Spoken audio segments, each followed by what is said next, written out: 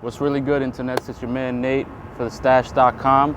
As we always do at this time, we're here for the Weekend Stash to recap the hottest topics in the news and pop culture. And thank you for rocking with us, everybody that's been supporting the Stash.com. We just had our 1 year anniversary of this here thing of ours, you know what I'm saying? So, thug tier emoji. All right, keep it locked for the next installment.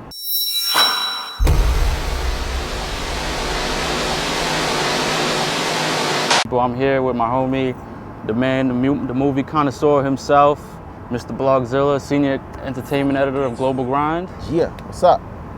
How you doing, bro? I'm good, fam. How you been? I'm good. Thank you for having me. All right. What's shaking in your world right now? You know, we just did another movie party. Sorry I missed the Stash party. I was so upset. That shit looked like it was crazy. It looked like it was lit. You guys going up on a Thursday. And you guys had Bridget Kelly there. Shout out to Bridget. I touched her armpits. It's amazing. You won. Oh my God, her armpits are amazing. What I love finger you, did Bridget. you use for that? I don't know, both of them. Don't wash. No, right. Never. You know, on a sadder note, we have a national story that's headlining right now, which is the shooting in Ferguson, Missouri, of a 19-year-old unarmed teenager, Michael Brown. And it's really stirring up a lot of emotions, a lot of racial tension in the country. I want to know what your take on it is. When I first saw the images that were coming out of him, the first image of the body laying on the ground and then the ones that followed, it was just sad. I'm tired of them shooting unarmed black kids. And I just can only imagine about the kids who don't have parents to speak out. It's a really sad thing. We actually have people down there shooting stuff, so it's crazy. I just hope everyone just relax, hope it calms down. Hopefully in the future Obama will, he's talking about it now, so that's cool. So I just hope something changes. I'm just sick of being scared for my life, you know what I mean? There's definitely been progress. I mean, when Sean Bell came, it was one thing, and when Trayvon came and Jordan Davis came was another. But this right here is being sort of covered like they're covering the Kardashians, like they're covering Beyonce. It's a mass, it's a lot of attention. So I just love that it's so much attention on this topic. It's sad that we have to do it, but there's a lot of attention on this topic, and I love that. I also love what Howard did when they did the photo with everyone with their hands up. That was amazing, and I'm really seeing, just looking in the future, the pictures that are going to, and the images that are going to shape up the future. Like when we see the I Am the Man images, the images of the civil rights freedom walkers and freedom marchers being attacked by dogs and stuff. Those images are being today, like the kids with their arms up, all these people, those are the same images from before that are gonna sort of craft and mold our generation today, and I'm proud of that. Maybe it won't be, all Molly and all the other stuff. Another, unfortunate story is that, Robin Williams has passed, comedy legend, Hollywood legend. It's very sad, but it's also a reminder of, all the joy he brought to the world. Now, you yourself being in the movie world, I wanted to know if you had any Robin Williams stories, or if you heard through the grapevine, just something you could share with people. A lot of my friends actually have dealt with Robin Williams before. I've never got the chance to interview or sit down with Robin Williams, but it was real sad. Like when I heard the news, I was at a bar and I was just like, oh my God, and I said it out loud, and the whole mood of the bar changed. Like Robin Williams was really a loved actor, and it's sad that someone can go like that. Like depression is real. Like it's just really sad to see him go.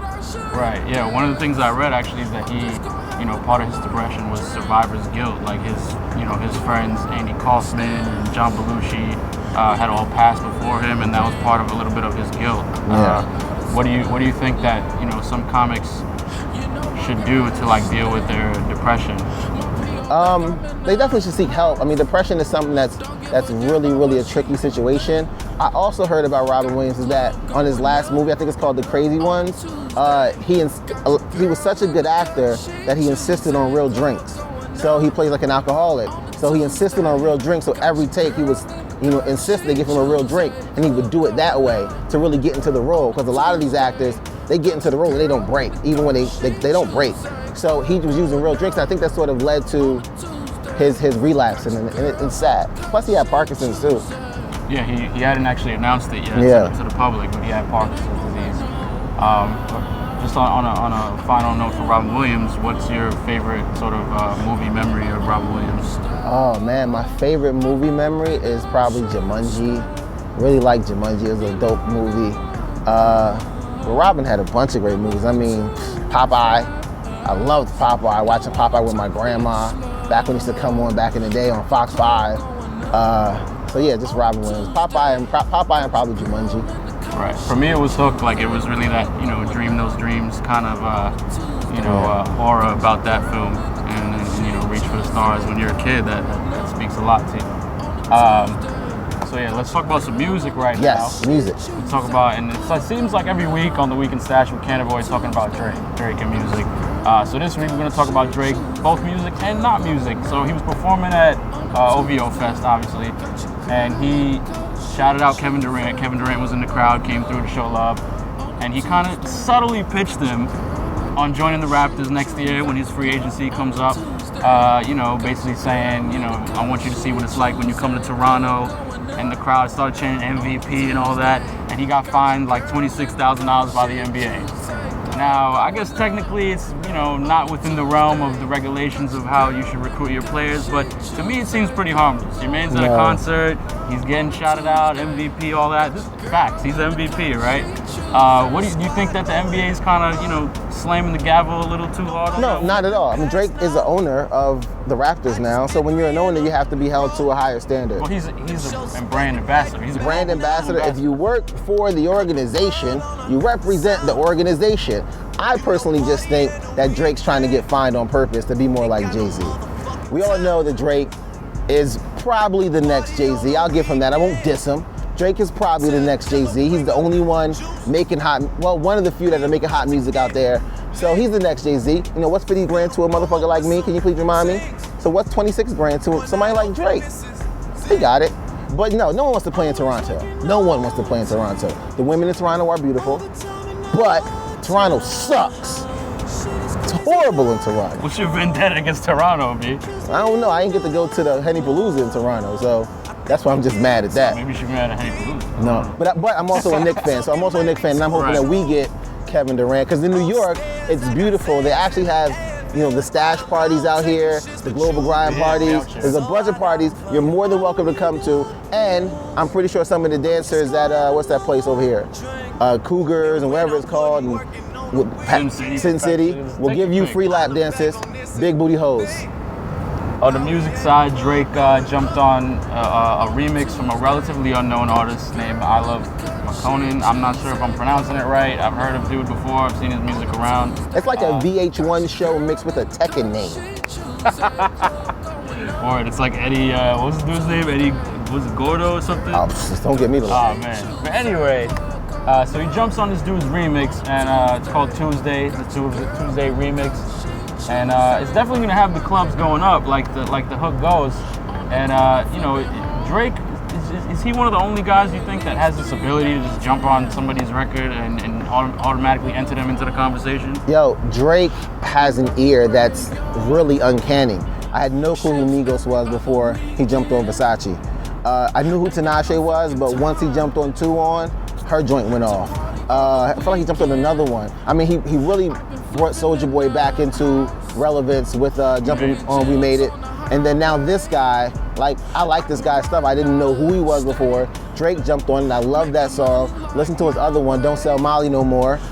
This guy's pretty dope, so I rocks with him now, and it's also Drake jumping on it. But Drake has some of the illest lines in hip-hop right now. What he goes, got some Xans in the Advil upstairs.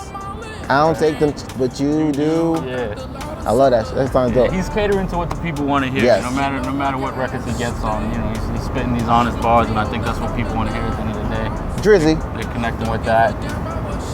Plus, there's no parties like parties on a Tuesday. That was a no-brainer to jump on. It's like, why is this party happening? But No. it's lit, so who gives a crap? No, Tuesdays are the best days to party. Is there anything else you want to touch on? Any other topics? I'm just excited for television that's about to start back up in the fall. I got Boardwalk Empire, Walking Dead. I do watch Scandal. Pause. I do watch Scandal. But there's a bunch of TV that I'm excited about seeing, so can't wait for Boardwalk Empire September 6th. I'm all in for that one. What's my man? Omar from The Wire. Right. Chalky White. Excited to see that storyline develop. So yeah, that's it. Right now I'm digging this show, Tyrant. I don't know if you've been Have not watched that Tyrant yet. on FX. Yeah, they need to flesh out the characters a little more, but it's a dope, Middle Eastern hierarchy dictator joint. I'm gonna check that one out. So thank you to my man Blogxilla for coming through from Global Grind. It's been another installment of The Week in Stashed. Stay tuned, keep it locked. Find your stash on thestash.com, and we'll be back next week with more on the best in news, hip hop, music, and culture. Yes. Peace. Tuesday, club going up on a Tuesday.